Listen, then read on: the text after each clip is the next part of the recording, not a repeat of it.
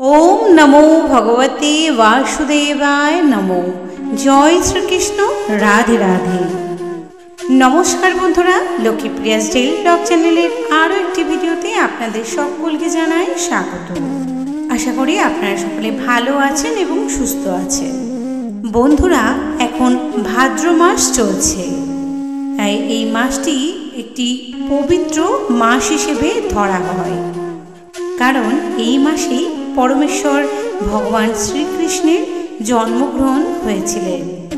यदि एई भाद्र मास चलाकालीन एई आठ धरनेर प्राणी यदि आपनादेर बाड़ीते आसे ताहले आपनारा अवश्यई सतर्क थाकबेन एबं साबधाने थाकबेन, कारण बंधुरा एई प्राणीगुली इंगित देय जे आपनादेर भाग्य बदलाते चलेछे, आपनादेर जीवनेर खाराप दिन शेष होते चलेछे।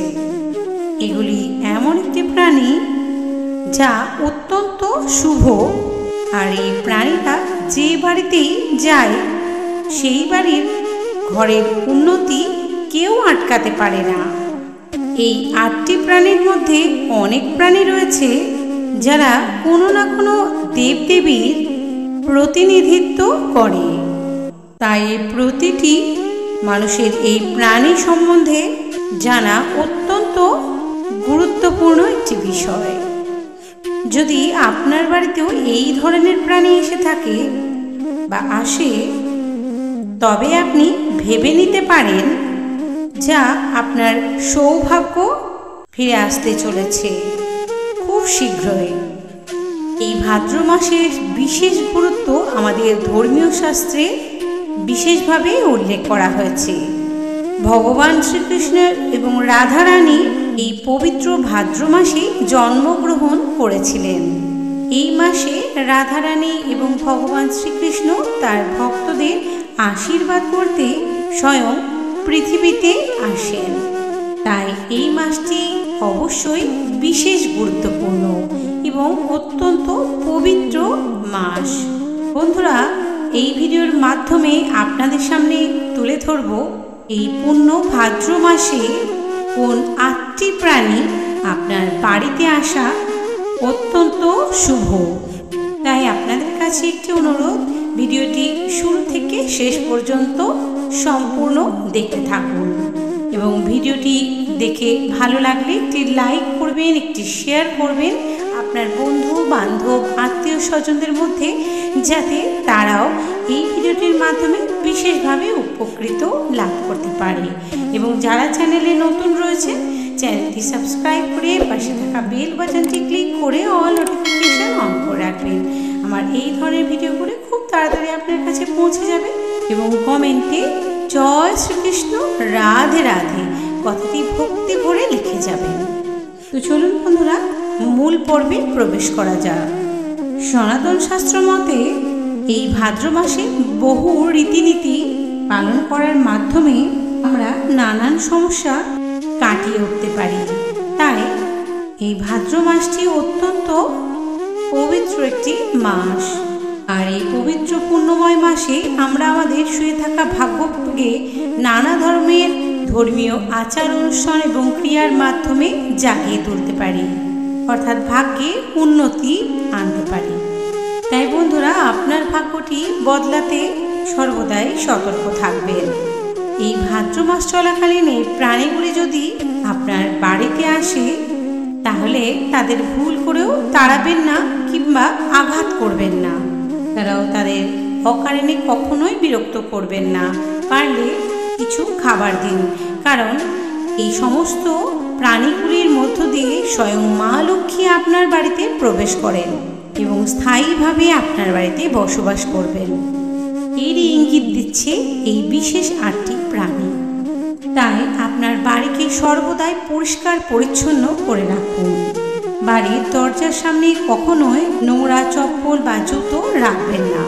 ঘরের জানলা দরজা সময় মতো খুলে রাখবেন, যাতে করে মা লক্ষ্মী এসে আপনার ঘর থেকে বা বাড়ি থেকে ফিরে না যায়। বাড়ির বাতাবরণ শুদ্ধ রাখুন, বাড়িতে শান্তির পরিবেশ বজায় রাখুন। অকারণে ঝগড়া কলহ বিদ্বেষ করবেন না। মারপিট করবেন না। এগুলি যথাযথভাবে এড়িয়ে চলুন। এই কাজগুলি না করলে মা লক্ষ্মী আপনার প্রতি অত্যন্ত সন্তুষ্ট হবেন এবং চিরস্থায়ীভাবে আপনার বাড়িতে অধিষ্ঠান করেন। তো চলুন বন্ধুরা, এবার জেনে নেওয়া যাক কোন সেই 8টি প্রাণী যেগুলি আপনার বাড়িতে আসার অর্থ আপনার ভাগ্য সৌভাগ্যে পরিণত হতে চলেছে খুব তাড়াতাড়ি। নাম্বার 1, পিঁপড়ে। বন্ধুরা, যদি আপনার বাড়িতে বা ঘরে কালো পিঁপড়ে দেখতে পান তাহলে বুঝবেন আপনার বাড়িতে দেবী লক্ষ্মীর আগমন হয়ে গেছে। জ্যোতিষশাস্ত্র এবং বাস্তুশাস্ত্র মতে এই মাসে যদি পূর্ব দিক থেকে আপনার ঘরে পিঁপড়ে বেরোয় তাহলে বুঝবেন আপনার ভাগ্য খুব শীঘ্রই জাগ্রত হতে চলেছে, খুব শীঘ্রই আপনার দুঃখের দিন শেষ হতে চলেছে। যদি পশ্চিম দিক থেকে পিঁপড়ে বের হয় তাহলে বুঝবেন আপনি কোনো শুভযাত্রায় যেতে চলেছে। যদি উত্তর দিক থেকে পিঁপড়ে বের হয় তাহলে বুঝবেন আপনার বাড়িতে বিবাহ সংক্রান্ত সমস্যা খুব শীঘ্রই দূর হতে চলেছে। আর যদি দক্ষিণ দিক থেকে পিঁপড়ে বের হয়, অর্থাৎ যদি দক্ষিণ দিক থেকে পিঁপড়ে আপনার ঘরে ঢুকতে দেখা যায় তাহলে বুঝতে হবে আপনি হঠাৎ টাকা পয়সা পেতে চলেছে।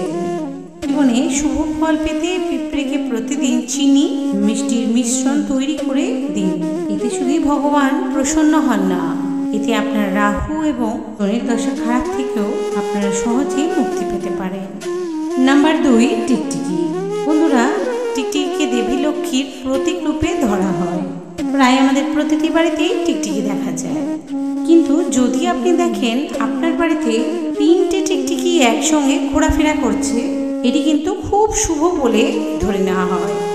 এছাড়াও যদি ঠাকুরের আসনে টিকটিকি দেখা যায় তাহলে আপনি সেখানে গঙ্গা জল ছিটিয়ে দেবেন এবং নিজের মনস্কামনা সেই টিকটিকির সামনে বলবেন, দেখবেন খুব দ্রুতই সেই মনস্কামনা পূর্ণ হয়ে যাবে। এছাড়াও তুলসী মঞ্চে টিকটিকি দেখতে পাওয়া অত্যন্ত শুভ বলে ধরে নেওয়া হয়, তা ধন সম্পদ আকর্ষণের বার্তা দেয়। বাস্তুশাস্ত্র অনুসারে দীপাবলিতে টিকটিকি দেখা খুবই শুভ বলে ধরা হয়। নাম্বার 3, মৌমাছি। বন্ধুরা, যদি হঠাৎ করে মৌমাছি আপনার ঘরে বা আপনার ঘরের আশেপাশে মৌচাক তৈরি করে তবে এটি আপনার বাড়ির সদস্যদের এবং আপনার জন্য আর্থিক উন্নতি হওয়ার একটি বিশেষ লক্ষণ। বাড়িতে বা বাড়ির আশেপাশে মৌমাছি তৈরি করলে বুঝবেন আপনার আর্থিক দারিদ্রতা খুব শীঘ্রই অবসান হতে চলেছে। মৌমাছিকে সৌভাগ্য এবং সাফল্যের প্রতীক হিসেবে ধরা হয়।